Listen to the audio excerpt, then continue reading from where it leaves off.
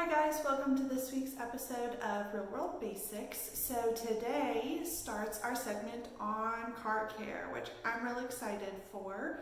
I have loved cars since I was probably in elementary school when one of my favorite TV characters drove the coolest car, and I did a lot of research because I was obsessed with it, and I found out it was a 1972 Dodge Challenger. So from there it all just kind of spiraled. So today we are going to be talking about some car basics. So when you get ready to get your learner's permit or you're getting ready to purchase your first car, there is some basic car care knowledge that'll serve as a foundation for the rest of your time on the road. Some of it might be covered in driver's ed, some might not. So today's video is going to cover some basic terms and components of taking care of your car, and it's just going to help you keep your car in tip-top shape. So the first thing you want to do with your car is get familiar with it. There's generally the same layout, but some little things can be moved around, and it's just a good idea to know where everything is, because if something were to happen, then that kind of brain freak out happens, and then it just gets hard to find stuff in your car. So the first thing is gassing up your car. So once you learn how to gas up your car, and it varies car to car what side the gas tank nozzle is on. So especially if you're driving a new car, what you can do is look at your dashboard, my lovely dashboard that I've drawn up here. Your fuel gauge over here will have a little symbol. It's usually like a little triangle next to the gauge, and that's going to indicate whether it's on your side, the driver's side, or the passenger's side. So for example, with this one right here, if we were looking at the gauge with the little symbol on the left-hand side, that would indicate to us that it's on the driver's side. So that way you know how to orient yourself once you pull into the gas station. A note about filling up your gas tank. When your low fuel light goes on, that means you have roughly 50 miles left in your gas tank. I remember freaking out when the low fuel light went on when I was on my way to practice or something, and I was I'm gonna run out of gas on the side of the road. And I remember my mom telling me, no, you're fine, you're gonna be fine, you're not going 50 miles. So no need to freak out if your gas tank light goes on. You have about 50 miles left, but that does indicate that it's time to fill up your gas tank. So the next thing is how to pop your hood. The little lever to pop the hood of your car is usually in two places. Sometimes it'll be right on the left-hand side of your dashboard, just underneath the little lip, or it'll be on the bottom side of your car. So when you're sitting in your driver's seat, it'll be kind of on the ground over here.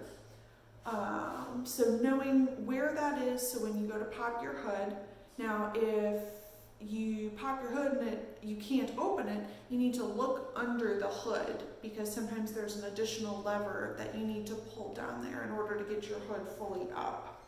So when you have the hood of your car up, it's important to always use the little kickstand, because you don't want it to fall on you.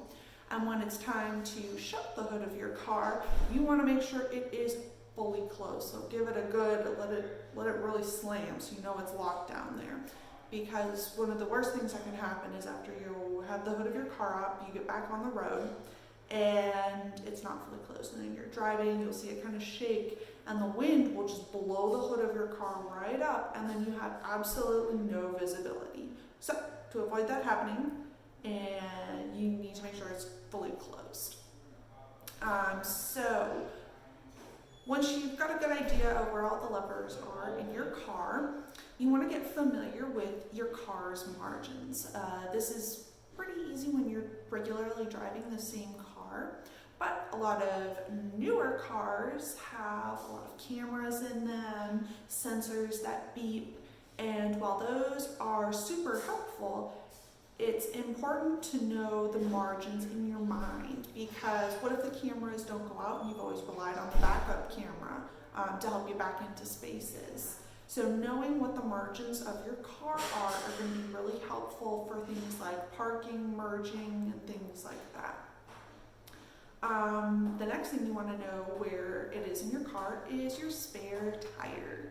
Unfortunately, flat tires happen at the most inconvenient times, so knowing where your spare tire is and if you have all of the correct materials. So do you have a jack to lift your car up?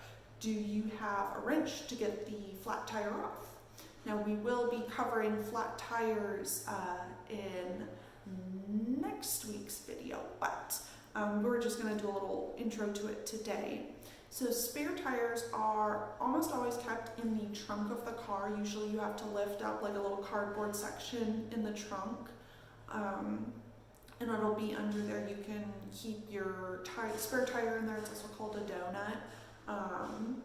In there you can keep your wrench in there, your jack in there, as well as any like maybe an emergency flare or something, so that people can see you. But in some cars, like in SUVs, it's not in the trunk, it's like underneath the car.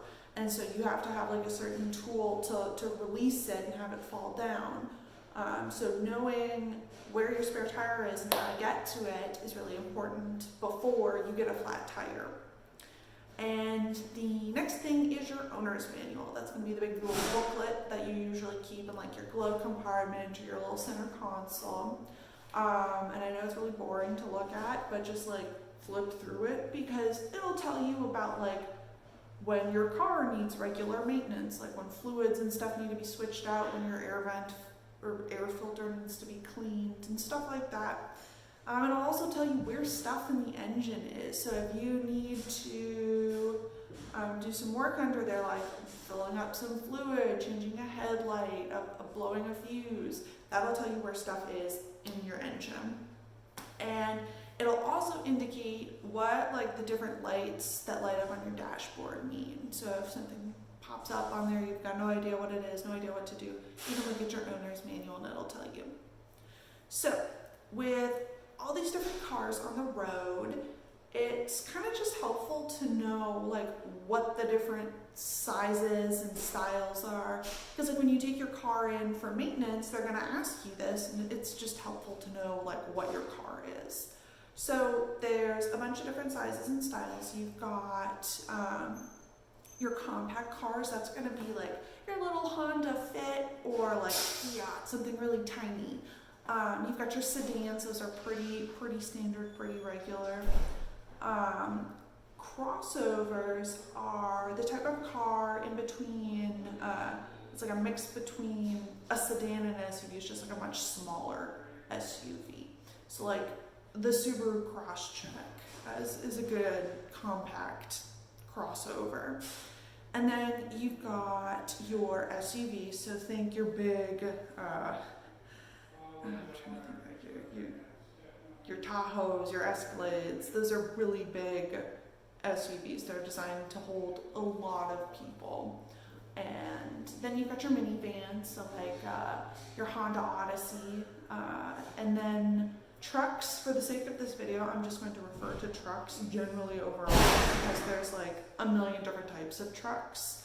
And then it's important to know if your car is a coupe, is a four-door. I mean, the four-door is pretty easy to understand. Your car has four doors, but a coupe means it just has the two, driver's side and passenger side. It may or may not have a back seat, but you would have to like crawl behind a seat to get there.